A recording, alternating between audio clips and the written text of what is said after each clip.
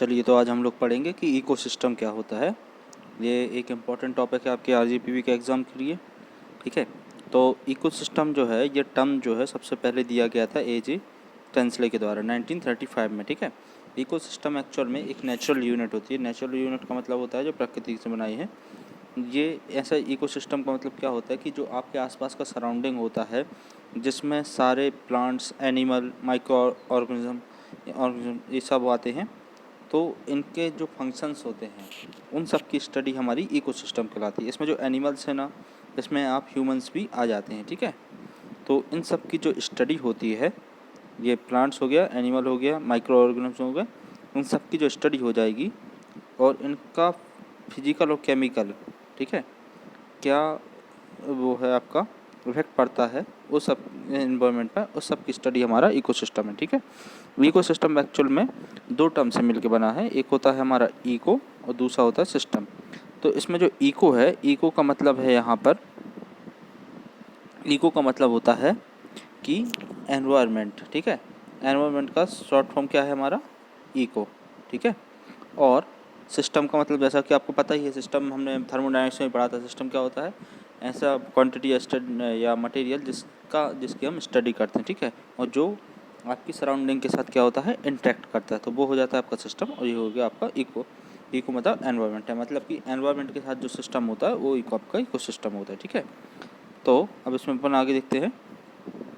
तो eco system है क्या, तो अगर आप इसको देखो अगर अच्छे से, ये आपका है, तो देखिए, तो ये आपका वाटर सिस्टम है, यानी कि जो अपनी नदियाँ होती हैं, ये एक छोटा इकोसिस्टम होता है कि इसके अंदर जो भी आपके शैवाल वगैरह होते हैं, मछलियाँ होती हैं, उनका भी एक इकोसिस्टम है। ठीक है, अब अगर ये पानी जो है अगर कांटेक्ट करता है वहाँ की ज़मीन के साथ, तो एक इकोसिस्टम आपका ये बन जाता है।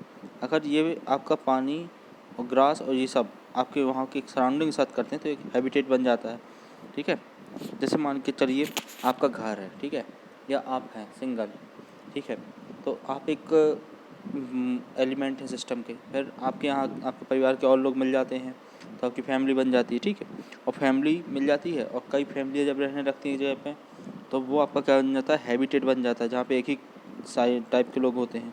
ठीक है, अब ऐसे कई हैबिटेट्स को मिला के जो सिस्टम बनता है उसको हम बोलते हैं इकोसिस्टम। ठीक है, अब देखिए इसमें हम डेफिनेशन पे थोड़ा सा और देखें इसको, तो क्या हो जाएगा हमारा इकोसिस्टम, क्या हो जाएगा हमारा इकोसिस्टम इज़ अ कम्युनिटी और its physical environment treated together as a functional system. ठीक है, तो ये हो जाता है हमारा इकोसिस्टम।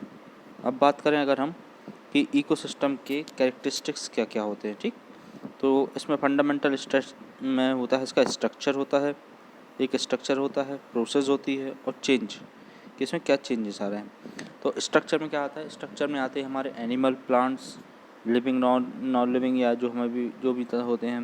जैसे लिविंग ऑर्गन कौन कौन आता है, प्लांट्स आएंगे, एनिमल आएंगे आपके, और माइक्रोबैक्टीरियाज आएंगे। ठीक है, नॉन लिविंग में क्या आएगा आपका, या इनको अबायोटिक कहते हैं, तो उसमें सॉइल आ जाएगा, क्लाइमेट आ जाएगा, वाटर, जो भी आपके रहन सहन को इफेक्ट डालते हैं वो सारे आपके स्ट्रक्चर में आ जाएंगे। ठीक है, और दूसरी चीज़ क्या होती है इसमें, प्रोसेस क्या है, एनर्जी फ्लो, कि एनर्जी का फ्लो कैसा है आपके इकोसिस्टम में। ठीक है, और साइक्लिक मैटर कि केमिकल प्रोसेस क्या हो रही है, चेंज।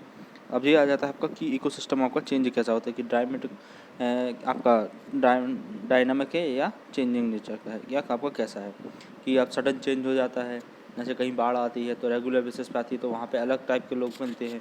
ठीक है, या कहीं पे बहुत ज़्यादा गर्मी पड़ती है तो वहाँ पे एक अलग इकोसिस्टम होगा। ठीक, तो ये सारे हमारे आ जाते हैं इसमें। ठीक है।